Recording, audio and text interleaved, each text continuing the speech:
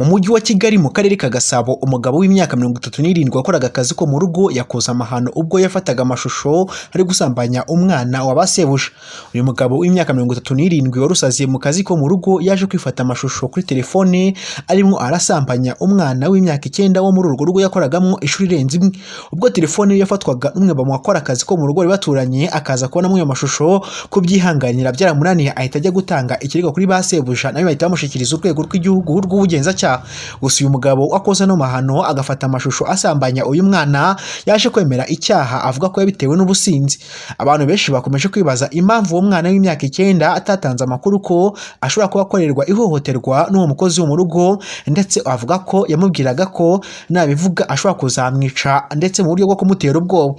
Uyu mugabo benshi bavuze ko ashobora kuba afite ikibazo mu mutwe ku buryo yasambanyaga umwana w'imyaka 9 w'umukobwa, ubundi nyuma akaza gufata amashusho arimo aramukorera ibyo bikorwa bya mfurambi. Mu mategeko y'u Rwanda, umuntu usambanyije umwana uri munsi y'imyaka 14 nk'uko biteganywa n'amategeko y'u Rwanda, iyo cyaha kimuhamwe hanishwa igifungo cya burundu ku mpamvu nyoroshya naho uri hejuru y'imyaka 14 ariko bikaba bitamuteye uburwara cyangwa se ubundi bumuga budakira, ahanishwa igifungo cy'imyaka hagati 20 na 25, ariko mu gihe byamuteye ubumuga cyangwa se inda zitateguwe cyangwa se n'ibindi bibazo birimo n'uburwara budakira, uyu muntu afungwa ubuzima bwe bwose ku mpamvu nyoroshya.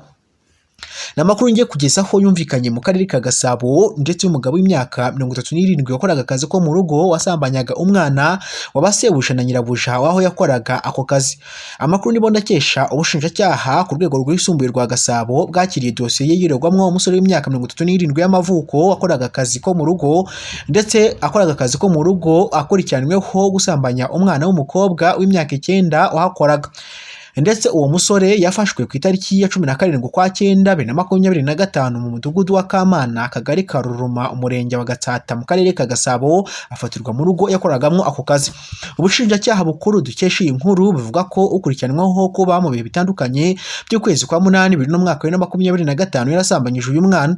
Byamenyekanye ko yasambanyije uyu mwana ubwo umuturanyi wabo ndetse yarebaga muri telefone y'uwo musore agasangamo amashusho yafashe arimo arahohotera uwo mwana ari kumusambanya, ndetse kubyihanganira biramunanira, afata umwanzuro wo kujya kwita ajya kumurega, ahita abibwira iwabo uwo mwana wasambanywe.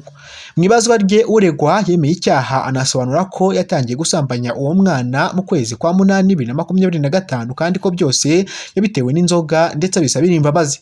Icyaha cyo gusambanya umwana akurikiranweho giteganywa kandi gihanishwa ingingo ya 14 y'itegeko nimero 059 akanyerezo 2025 ryo kuwa 4 akanyerezo 12 2023 rihindura itegeko nimero 38 akanyerezo 2018 ryo kuwa 30 z'ukwa 8 2018 iteganya ibyaha n'ibihano muri rusange.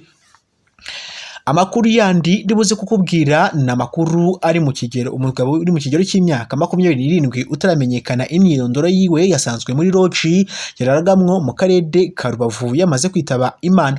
Uyu mugabo w'imyaka 27 ubwo yajyaga muri loji cyangwa se yajyaga gukodesha muri loji, bivugwa ko ba nyiri iryo loji bakoze ikosa ryo kutabarura ndetse ngo bandike imyirondoro y'uwo witabye Imana, ahubwo bakamureka uwo muntu akaza kugira ibibazo ndetse birimo no kuba yarahasize ubuzima.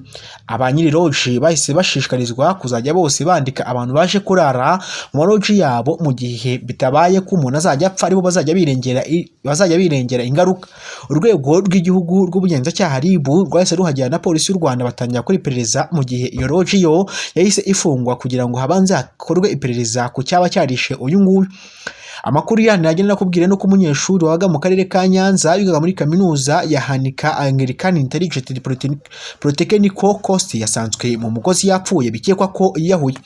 Umunyeshuri nyakwigendera witwaga James wari mu kigero cy'imyaka 22 wakomokaga mu karere ka Rubavu, yaracumbitse mu mudugudu wa Mugonzi mu murenge Busesamana mu karere ka Nyanza. Yaracumbitse mu nzu y'icyumba kimwe n'uruganiriro saro, ndetse aho yabanaga na mugenzi we mu nzu biganaga muri kaminuza.